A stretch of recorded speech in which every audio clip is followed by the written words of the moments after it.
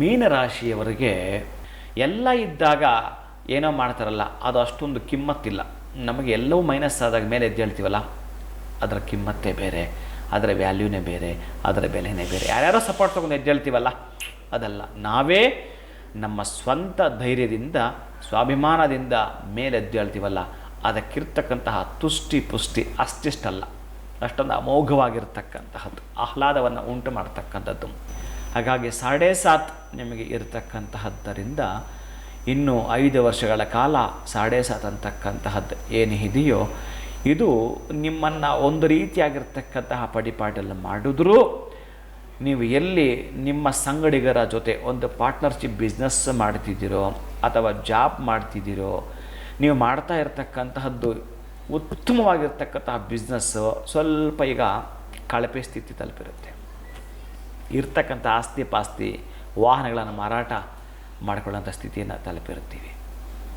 ಇನ್ನೇನೋ 2.5 ವರ್ಷ ಈಗಲೇ ಹೀಗಾದರೆ ಮುಂದಿನ 2.5 ವರ್ಷ ಹೇಗಪ್ಪ ಅಂತ ನೀವು ಪೈನ್ ಮಾಡ್ಕೊಳ್ತಾ ಇರ್ತೀರಿ.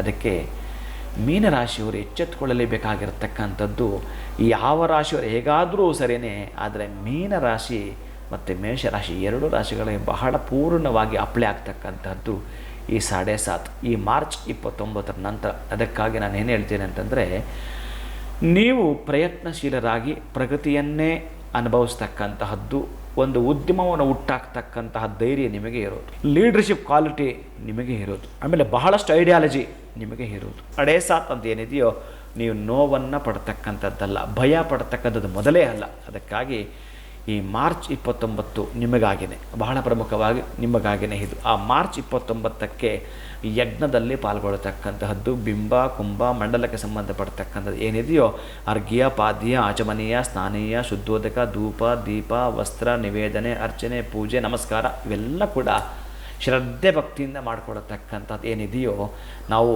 ಹೇಗೆ ಅಂತಂದರೆ, ಈ ಪರೀಕ್ಷಾ ಕೊಠಡಿಗೆ ಹೋಗುವ ಮುನ್ನವೇ ಪ್ರಶ್ನೆ ಪತ್ರಿಕೆ ಸಿದ್ಧವಾಗಿರುತ್ತಲ್ಲ, ಹಾಗೆ ನೀವು ಸಿದ್ಧತೆ ಮಾಡಿಕೊಂಡು ಹೋದಾಗ ಅದಕ್ಕೆಲ್ಲ ಕೂಡ ಆನ್ಸರ್ ಮಾಡಲಿಕ್ಕೆ ಸಾಧ್ಯ ಆಗುತ್ತೆ. ದುಷ್ಟ ಅಥವಾ ನಷ್ಟ ಮತ್ತೊಂದು ಇನ್ನೊಂದೆಲ್ಲವೂ ಕೂಡ ಅದಕ್ಕಾಗಿ ಮೆಟ್ಲು ಹತ್ತು ಹೋಗ್ತಾ ಈ 2.5 ವರ್ಷ ನೀವೇನಿರುತ್ತೀರೋ ಅದರಲ್ಲಿ ಅವನನ್ನು ನಾವು ಸಂಪ್ರೀತಿ ಪಡಿಸಿದ್ದೆ ಆದರೆ, ತೃಪ್ತನಾಗ್ಬಿಟ್ರೆ ಮತ್ತಷ್ಟು ಇನ್ನಷ್ಟು ನಿಮಗೆ ಯಾರೋ 7.5 ಅಂತ ಹೇಳಿದ್ರಲ್ಲ, ದುಃಖ ಅಂತ ಹೇಳಿದ್ರಲ್ಲ, ನೋವು ಅಂತ ಹೇಳಿದ್ರಲ್ಲ, ಅದರ ವಿರುದ್ಧವಾಗಿರ್ತಕ್ಕಂತಹ ಫಲಗಳನ್ನು ನಾವು ಕೊಡ್ತಾನೆ ಅಂತ, ಸುಖ ಸೌಖ್ಯವನ್ನು ಕೊಡ್ತಾನೆ, ಭೋಗ ಭಾಗ್ಯವನ್ನು ಕೊಡ್ತಾನೆ.